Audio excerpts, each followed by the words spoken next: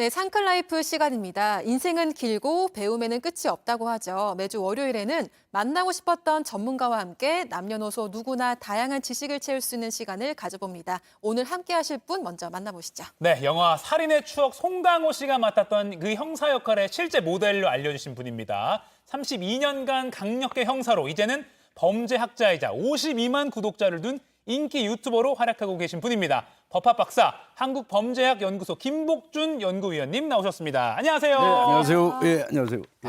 이미 다 많이 시청자분들께서 익숙하실 것 같아요. 네, 근데 익숙하시겠지만 이제 범죄나 사회 현상 이야기 말고 형사 김복준 자체에 대해 잘 아는 분들은 또 많지 않을 것 같아서 1982년부터 경찰 생활을 시작하신 거잖아요. 맞습니다. 12년부터. 네. 그럼 처음부터 강력계에 계셨나요?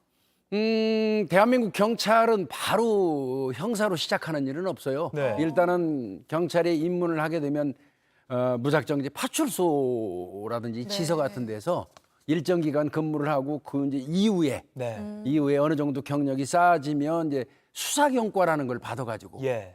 이제 그때부터 수사 파트로 가는 그런 건데 저는 생각보다 원래 통상 저희 때는 뭐 한 10년 해야지 형사 들어갔어요, 사실. 네네. 근데 저는 뭐 어떻게 하다 보니까 등치 크다고 그래서 그러는 건지 예.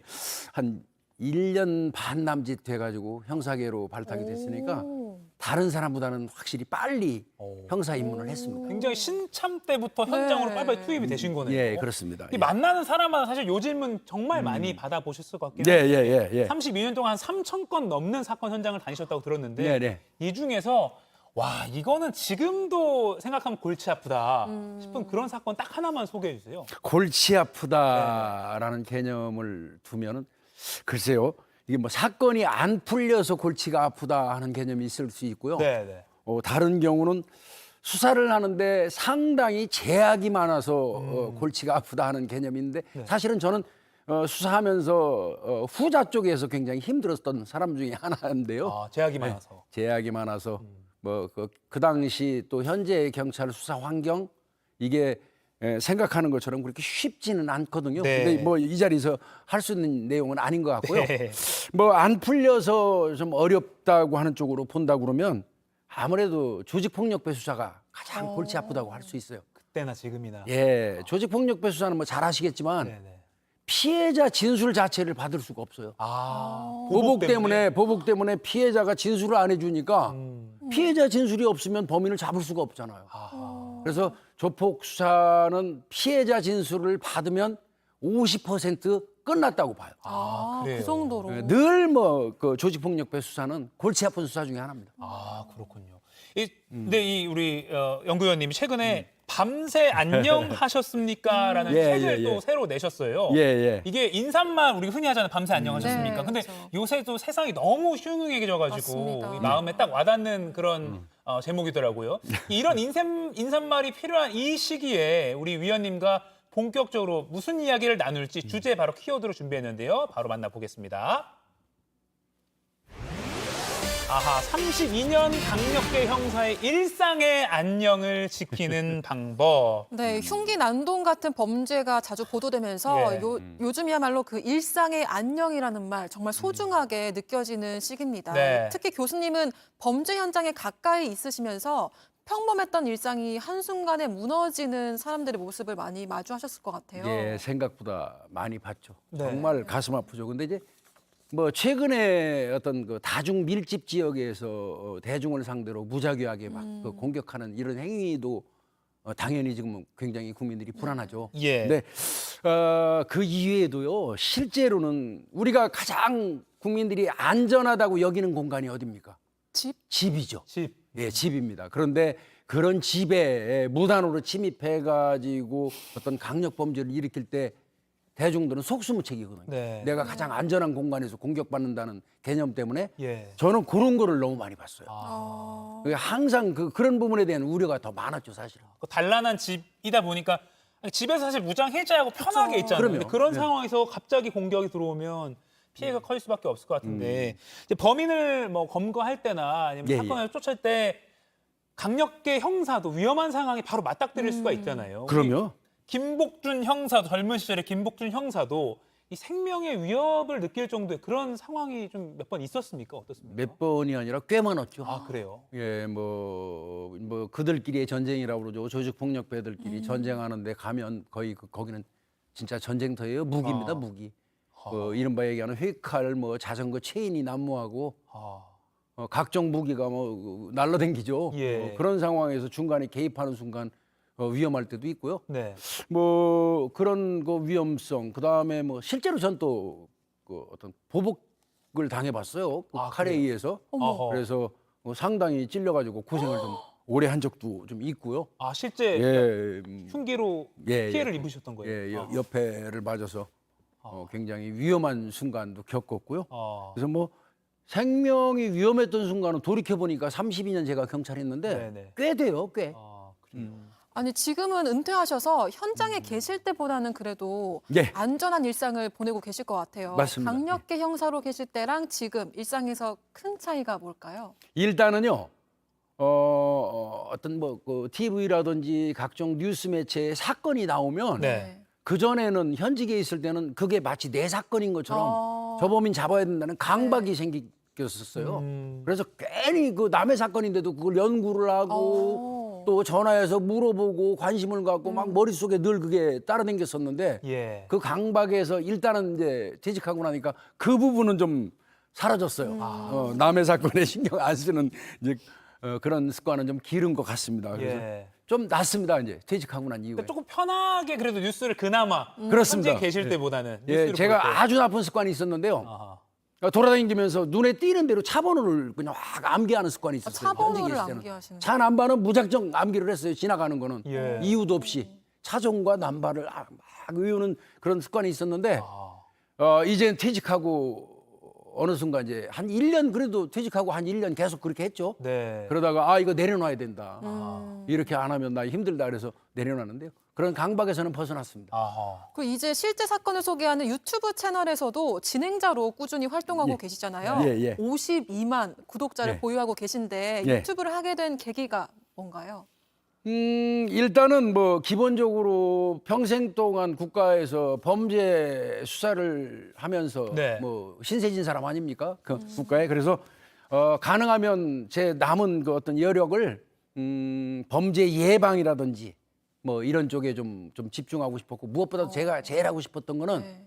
우리들이 진짜 신경 써야 되는 범죄 피해자 가족들, 피해자 내지는 그 가족들 이분들한테 그 사건 이런 걸 제대로 알려가지고 위로를 좀 전달해주는 그런 쪽으로 좀 신경 써야 되겠다는 생각이 들었어요. 아, 그러니까 범죄를 좀 제대로 알아야 예방도 하게 되는 그렇습니다. 거고 예. 또 남은 그 피해자들의 어떤 위로도 필요한 거니까 예, 그런 아픔도 쪽으로. 예. 아, 아픔도 지금- 알리고 싶었어요. 네, 지금 영상으로 나오고 있는데 지금 이렇게 정장 입으신 모습보다 저렇게 좀 캐주얼하게 입으신 게 더 편하게 예. 보이긴 하네요. 예.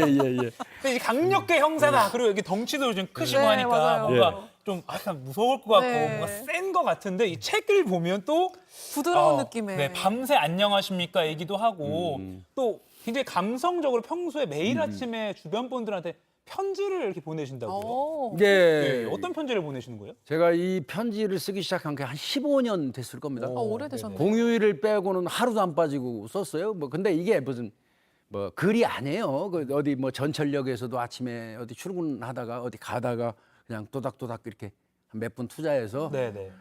제 주변에 있는 지인들 한 100여 명 정도를 선정해서 예. 그분들한테 아침마다 그래도 그 교류하자는 개념으로 예. 이렇게 했는데 사실은요 형사하고 또 일반인을 구분하는 그 느낌이 너무 싫어서 나도 평범한 대한민국 국민의 한 사람이다. 같이 이 아침의 감정을 같이 좀 공유하자. 예. 당신처럼 나도 아침에 지나가다가 발끝에 부딪히는 돌뿌리 하나, 스치는 저 풀포기 하나에도 그 감정 느끼는 사람이다. 나도 그런 얘기 하고 싶었어요, 사실은. 그러니까 맨날 막 자, 이름 뭐야? 어디서 났어? 이런 게 아니라 엄격한 모습이 아니라. 비가 오면 비도 느끼고 그럼요. 이런 그냥 인간이다. 평범한 한 사람이잖아요. 예. 그럼 이런 편지를 쓰게 된 특별한 사건이 있으셨나요? 딱 그 사건 계기. 계기가 뭐가 있을까요? 뭐 이제 애초에 이제 그 편지를 쓰게 된 거는 억울한 부분이 좀 있었어요. 이게 일하는 과정에서 예. 형사 일이라는 게 그렇잖아요. 엄청나게 열심히 했어도 조그만 빈틈만 보이면 엄청나게 비난받는 뭐 그 숙명적으로 그래요. 약간 경찰이. 사실 작은 실수가 생기면 언론에서도 많이 다루고 예, 있고, 네네. 언론에 피해 의식조차 있죠, 사실은. 예. 예, 이제 그런 부분 등등을 처음에는 뭐 어떻게 보면 여러 사람들한테 적어도 주변에 있는 내 지인들한테는 사실과 다르다는 걸 말해주고 싶어서 네. 그런 쪽에서부터 좀 쓰기 시작한 게 나중에 좀 변질됐죠. 근데 좋은 쪽으로 변질된 것 같습니다. 아, 그러네요. 그러니까 처음에 약간 억울한 이런 것도 좀 푸는 겸 예, 예. 글을 쓰시다가 그다음부터는 뭔가 교류하고 네네. 감정을 공유하는 그렇게 변했군요.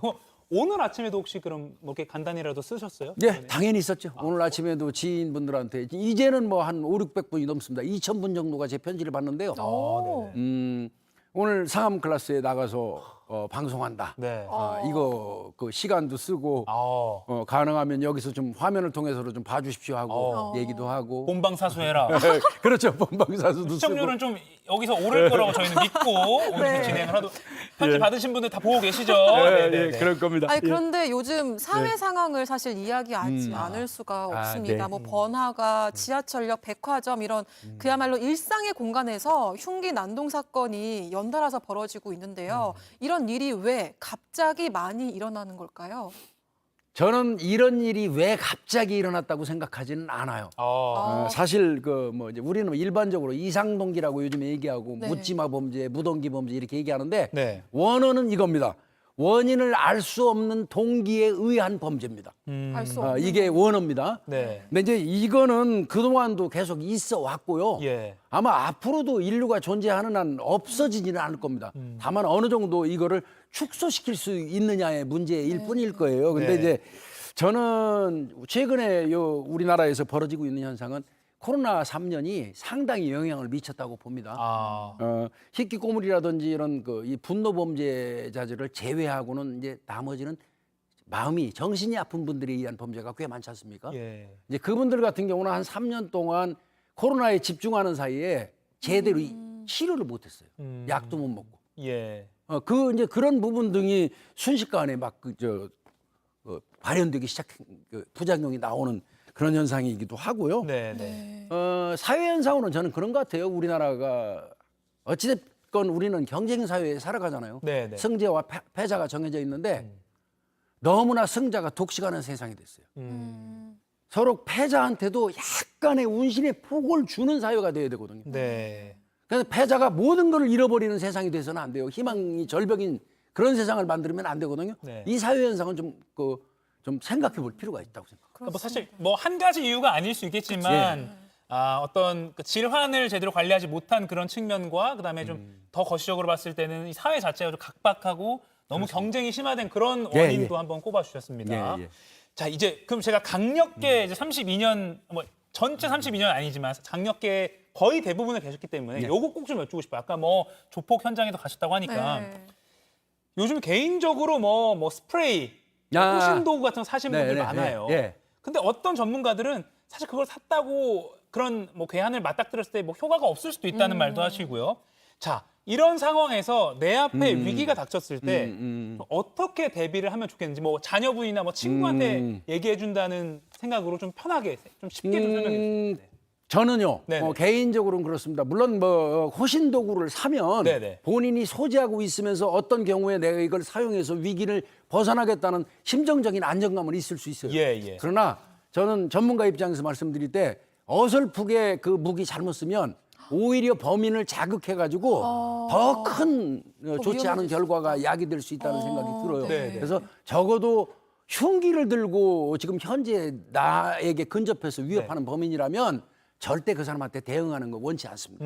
차라리 가능하면 그 피하고 더더군 꼭 이거 하나 또 팁 말씀드려야 되겠다. 잊어버리기 전에 범인이 그 흉기를 들고 네. 자신도 막 긴장해서 떠는 사람이 있어요. 그래요? 위협하면서. 가해자도. 가해자도. 예. 이런 사람들은 정말 조심해야 됩니다. 어머. 그 사람 초범입니다. 초범인 경우에 본인도 잔뜩 긴장해서 떨고 있는 그런 상황에서 네. 만약에 요령을 피운다고 뭐 해가지고 뭘 꺼낸다거나 뭐 이런 그 행동을 취하면 그 자리에서 즉시 수많은 공격을 당할 수도 있어요. 아하. 그런 부분도 명심하시고요. 가능하면 도망가고요. 도망가. 도망치는 게 좋습니다. 잡는 건 경찰의 몫이에요. 네. 도망치면서 큰 소리로 주변 사람들한테 알려주는 게 좋습니다. 도주해라 지금 위험하다. 네. 이거를 반복하는 게 좋다고 생각이 들고요. 딱 하나만 더 알려. 네. 호신기구를 쓴다 그러면 이건 검증된 겁니다. 범죄학에서. 네. 호루라기 쓰십시오. 호루라기. 호루라기요. 호루라기도 그냥 삐 하는 거 말고 안에 콩 같은 게 들어있어서 호루룩 하는 게 있어요. 네네. 일반 경찰들이 쓰는 거. 예. 이 호루라기 소리가 실질적으로 범죄자들이 가장 듣기 싫어하는 범죄자 입장에서는 공포의 소리라고 하는 게 검증이 됐거든요. 아하. 굉장히 싫어한답니다. 네, 호루라기 네. 소리는. 눈으로 보는 거는 경광등이 제일 싫고요. 아. 이건 조사가 된 거예요. 예, 예. 호루라기 같은 거를 좀 가지고 있고 위험이 좀 여지가 있으면 그냥 호루라기 꺼내서 부르라고 전 말씀드리고 싶습니다. 아, 위험할 때는 호루라기. 그리고 호신용품이 있다고 해서 개안을 맞닥뜨렸을 때는 이걸 함부로 대응하려고 하기보다는 예, 그럼요. 일단은 최대한 뭐 거리를 두고 도망을 도망치는 게 간다든지. 예. 어떻게 보면 가장 안전할 수 네, 있다. 그렇습니다. 알겠습니다. 저희가 오늘 신간 밤새 안녕하셨습니까를 내신 사실 작가님으로 모시기도 했고 워낙 뭐 시청자분들이 친숙하시지만 이 법학 박사이자 한국범죄학연구소 연구위원으로도 계시는 영원한 강력계 판장님 네. 김복준 연구위원님과 이야기 나눠봤습니다. 오늘 나와주셔서 고맙습니다. 감사합니다. 고맙습니다. 예.